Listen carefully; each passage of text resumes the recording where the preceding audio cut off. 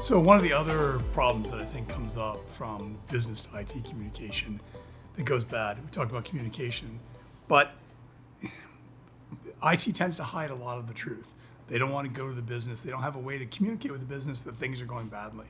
So you start through these big projects, tens of thousands of hours. Everybody thinks are rosy. You do a big executive presentation every month, green light, green light, green light.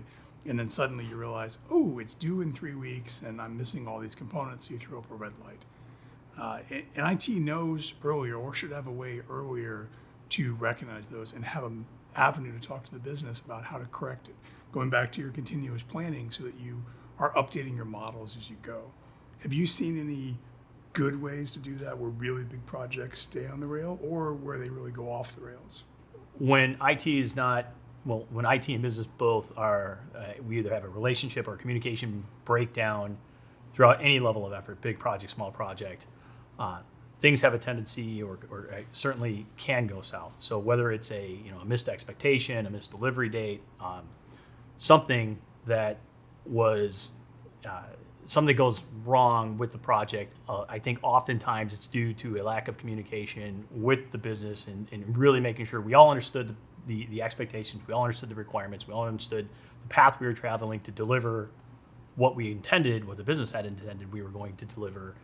And any issues that come up, we hopefully have been communicating early and often, and everybody understands, hey, we got a problem here, or the business can help weigh in on the fact that I think I see a problem here forthcoming because of what we've been talking about, or vice versa with IT being able to raise a flag based on what they've been seeing as well.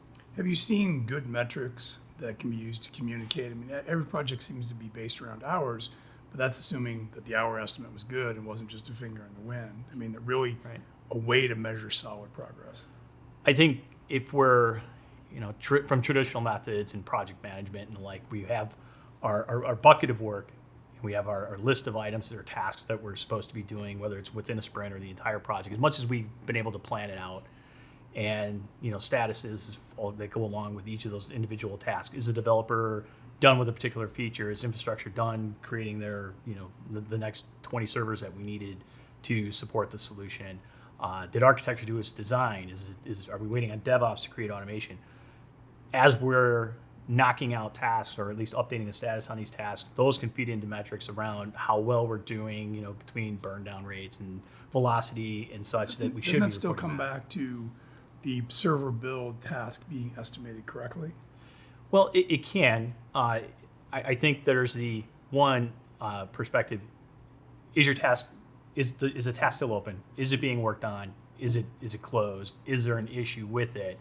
And then you can look at it as well as is there a problem with the task? Is infrastructure taking in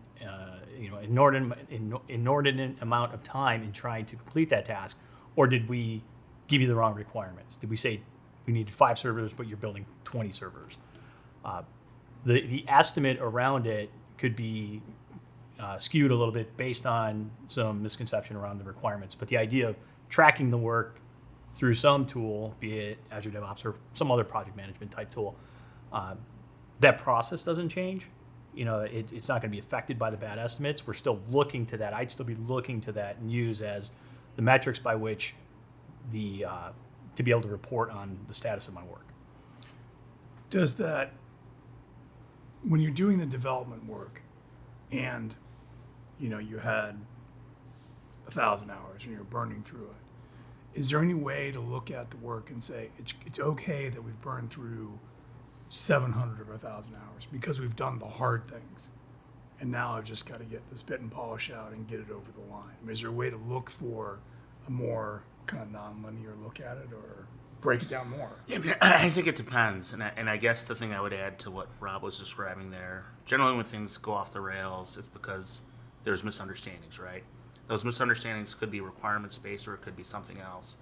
I think if you can get eyes on the product sooner in the process and keep those eyes looking at it as we're going through the process rather than waiting. Whose eyes? Well, it depends on who the product is for. So I would say the best thing that you could do is end user eyes. And if end users aren't available, someone that represents that voice, right? Because they should have a good sense of whether or not what you're Really, doing. all stakeholders, Well, product people, the as many consumer. as you can, but I mean sometimes that's not practical. Right. And as long as it's someone that has a good understanding of what the end user is looking for, but then you probably need some folks from your end too to make sure that what we're building operationally won't fall over. I mean, it's one thing if it functionally does what we want it to do, but as soon as we stand it up, if it tips over, Well, I think a lot of that is all the groups communicating, so that everybody has a deep understanding about what's going on, not just IT in isolation, so we don't get to the end of the project and be surprised right. by it. Well, and it's not even the end of the project. So I mean, if you're delivering once a month or once every 2 or 3 months, maybe you make it once every week or every 2 weeks. You stop, look at what's been built, make sure that everybody agrees, yep, this is it, and then move on. So I mean, increasing the frequency in which everybody's looking at it and making sure that we're all in agreement that yes, it's checking all the boxes that we care about. I think that's one of the ways that you're going to have to use some vehicle like that to get it back on track. Because if you continue to wait, there's no guarantee that you're going to get it right. Right. And does, whether it's agile or waterfall or any of that Yeah. matter, or is it really? Well, it's not going to matter if you don't get yourself back on the right course, right? Having metrics that tell you, yes, I've accomplished all my stories in the right amount of time. If the stories aren't right, what good is that? And the only way you know if the stories are right is by having someone actually look at what you've done and verifying what you've done. Frequently. Sooner in the process. Right. So back to your point of like who should view that, I would agree that it should be accessible to everybody, certainly all stakeholders. And like leading a horse to water, you can't necessarily stick your nose in it and make them drink, but they should know that the information I need to see for the status of any of the work going on related to my area, being a stakeholder, I can go here, I can see it, and if I have questions, I can go to you, Lysander and team, and ask questions about it. Why are we behind on this particular thing? These 3 things are red. What's the problem? Let's have that discussion. So, again, back to the... And if those discussions are tough, you need to make sure that the culture will support having a productive conversation around tough issues, right? Because, Right. That's where a lot of it, if it's contentious, I may not be as upfront about what's really going on, and you get to a point where it's too late, and then you've got to lay out all this bad news when... Which is avoiding the whole point of having green the entire time and just getting to the end and having the red. I mean, if you've got something, you make it yellow, but when you make it yellow, you've got to have a plan to get it back on track. Why? And it can't just be a little note. I mean, we've all filled out those sheets where it's like, oh, we'll get some little things off, like a specific plan, a specific action plan. I expect in 2 weeks to have this back green, or, we need to have a product meeting because the feature that we expected to be easy requires a special paint to be ordered from, Indonesia, and it'll be 6 weeks. And we Right. can't make it up to really plan those out. And I think part of the communication is the idea of that feedback loop, and shorten feedback loops to get the information back quickly, to be able to react to it quickly, sooner than later. When does that is a become key part. noise? When does it become noise? When does that super short feedback loop become noise? When you're bringing together all the stakeholders, it almost feels like that day-to-day stuff, or however. That's where I think the balance between looking at the metrics and watching those numbers versus watching whether or not the quality, whether or not they're in alignment, right? I mean, if you're doing check-ins every day, but you see the productivity is plummeting, then maybe you back off and go to once a week or go to once every 2 weeks. But they don't have to be formal meetings, formal gatherings. We don't all have to get in a room or on a phone to be able to have make sure these feedback loops are happening.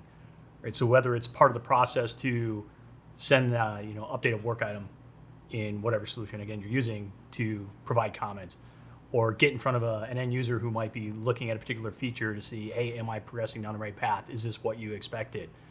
Any kind of feedback that you are looking to get that's necessary and of value. I mean, it has to be of value so that you can act upon it, is beneficial to any work that you're doing. If you wait until one of those feedback loops either don't happen or they're elongated such that it's too late to react, or so far down the process where this would have been smarter to know sooner, then that's a problem. We don't want it to become a problem or impede the progress. I think the key point that you brought out was that it's actionable. Yeah. That whatever you're doing is actionable, so that you're not just whitewashing the process. That's right. And that you have something needs to happen. Yes. And someone's got to own that, right? I mean, you can't do some of these things you can't do by committee. They've got to fall to a person to make sure they get done.